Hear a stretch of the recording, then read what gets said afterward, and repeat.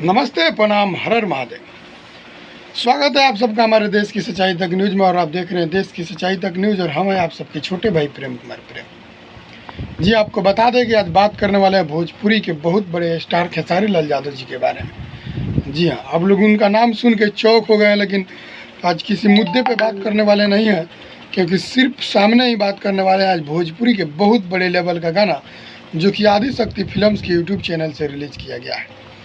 जी हाँ, वहीं खेसारी लाल यादव जो अपने स्वर से जब गाते हैं तो पूरी भोजपुरी हिल जाती है।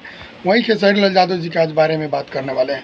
खेसारी लाल यादव जी का गाना एक बहुत ही ज़बरदस्त रिलीज़ किया गया है आदिशक्ति फिल्म्स के यूट्यूब चैनल पे, बैगन लेला। जी हाँ, भोजपुरी के बहुत बड़े लेवल का गाना है बैगन लेला।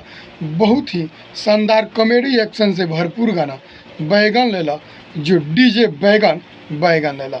जी हाँ, खेसारी लाल यादव और अंतरा सिंह प्रियंका जी के साथ डुएट है, बहुत ज़बरदस्त गाना है। जी हाँ, वही गाना को लिखे हैं पवन पांडे जी और म्यूजिक को दिए हैं श्याम सुंदर जी आदिशक्ति फिल्म्स। जी, और आदिशक्ति फिल्म्स के यूट्यूब चैनल से गाना आज ही सुबह में रिलीज़ किया गया है।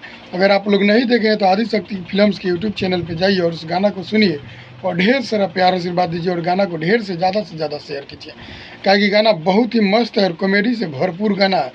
तो आप लोग बैगन लेला गाना को ज़रूर सुनिएगा और ज़्यादा से ज़्यादा शेयर कीजिएगा। और मेरे वीडियो को लास्ट तक देख रहे हैं तो लाइक करके जाइएगा, और चैनल को सब्सक्राइब नहीं किया है तो सब्सक्राइब कीजिएगा और इस भी वीडियो को ज़रूर शेयर कीजिएगा।